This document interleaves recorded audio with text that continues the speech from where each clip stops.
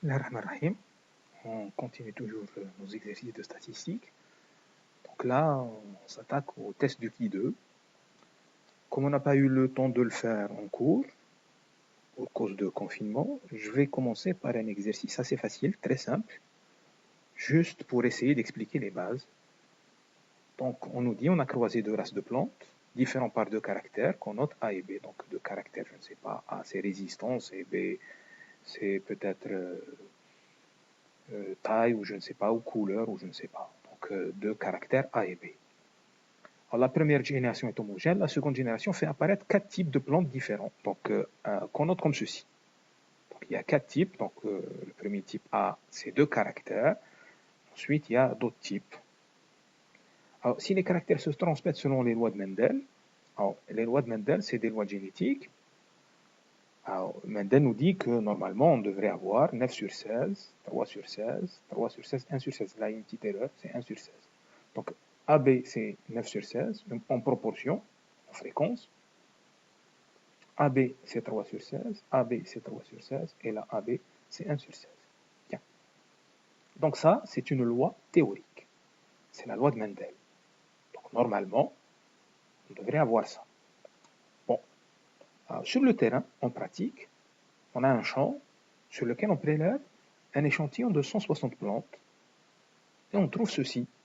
On trouve 100 plantes qui ont le phénotype AB, 18 AB, 24 AB et 18 AB comme ça. Bien.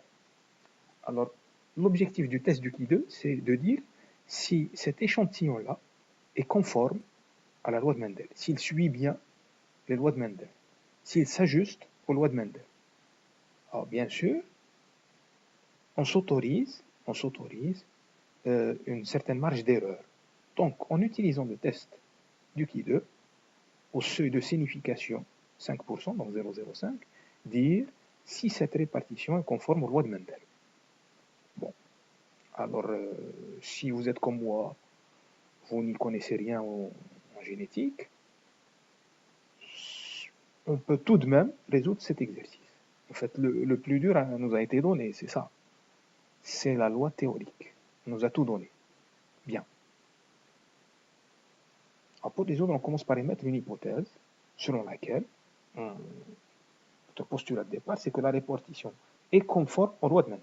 Alors on va faire un calcul, on va maintenir cette hypothèse, on va dire qu'elle est vraie, ou bien on va la rejeter, on va dire qu'elle est fausse, selon les calculs qu'on va faire.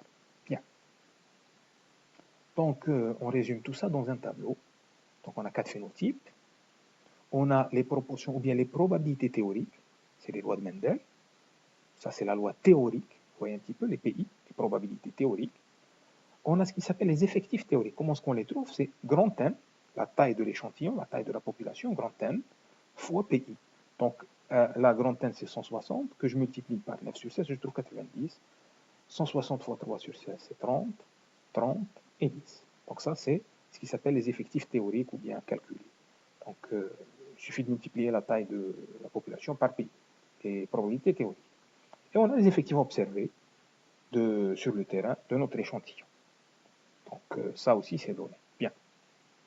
Alors, quelque chose de très important, pour pouvoir appliquer le test du Ki2, il est nécessaire d'avoir tous les NPI supérieurs à 5. Alors, si ça n'est pas le cas, on verra plus tard dans un exercice suivant ce qu'il faut faire. Donc pour l'instant, là, on voit bien que tous les NPI sont supérieurs à 5. Donc tant mieux. Bien. Une fois qu'on a vérifié ça, on calcule ce que je note Ki2 calculé. Ki2 calculé. Alors c'est quoi le Ki2 calculé? C'est une formule à calculer ici.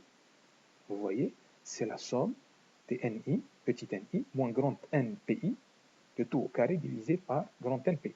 En fait, c'est NI moins NPI divisé par au carré divisé par NPI. Donc 100 moins 90, ça fait 10, 10 au carré, le tout divisé par 90. 18 moins 30, ça fait moins 12, le tout au carré, tout divisé par 30, NPI. 24 moins 30, ça fait moins 6, le tout au carré divisé par 30. Et là, 18 moins 10, ça fait 8 au carré divisé par 10. On calcule cette affaire, on trouve 13 secondaires. D'accord? C'est ce que j'appelle le Ki2 calculé. D'accord? En fait, ce Ki2 calculé, on va le comparer avec un Ki2 théorique qu'on va tirer d'une table, la table du Ki2. Alors, pour calculer le Ki2 théorique, j'ai besoin de deux paramètres. Premier paramètre est donné, c'est le fameux alpha. Le voici, ça c'est donné. Et j'ai besoin de ce qui s'appelle nu, ce qui est noté nu, parfois nu, ce qui est aussi noté degré de liberté ou degré de liberté dl. Alors, le nu ici, c'est le nombre de classes moins 1. Puisqu'on n'a pas fait d'autres calculs, on n'a rien fait de spécial, alors généralement, au départ, c'est 4 moins 1. Ça n'est pas toujours vrai. On verra dans un exercice suivant que le degré de liberté, ça n'est pas le nombre de classes moins 1. C'est un petit peu plus compliqué que ça. En fait, déjà, pourquoi nombre de classes moins 1? En fait, regardez bien, l'effectif total, c'est 160. Si vous enlevez ce 10, je sais le retrouver. 90 plus 60, ça fait 150. Obligatoirement, on a ici un 10, puisque je connais la taille de la population totale, la taille de l'échantillon, 160. Donc, je n'ai pas besoin de connaître les 4 effectifs partiels. 3 me suffisent. Le dernier, je peux le tirer. Donc, on a un nombre de classes moins 1 degré de liberté. Donc, ici, des degrés de liberté, c'est 3. Et là, alpha, c'est 0,5. Donc, ce que je vais faire, c'est que je vais passer à la table, chercher le qui 2 avec un nu égal à 3, degré de liberté égal à 3, et alpha égal à 0,05. Donc, alpha égale à 0,05, et un petit peu ici, alpha égale à 0,05, et nu dl, degré de liberté, nu, c'est 0,3. Donc, je trouve que c'est 7,82. Donc, le qui de théorique, c'est 7,82. Celui qui correspond à mon exercice, c'est 7,82. Ah, on remarque que le qui de calculé est plus grand que le qui de théorique. 13,51 est plus grand que 7,82. Puisque c'est plus grand, on va rejeter l'hypothèse à 0. Ça veut dire quoi?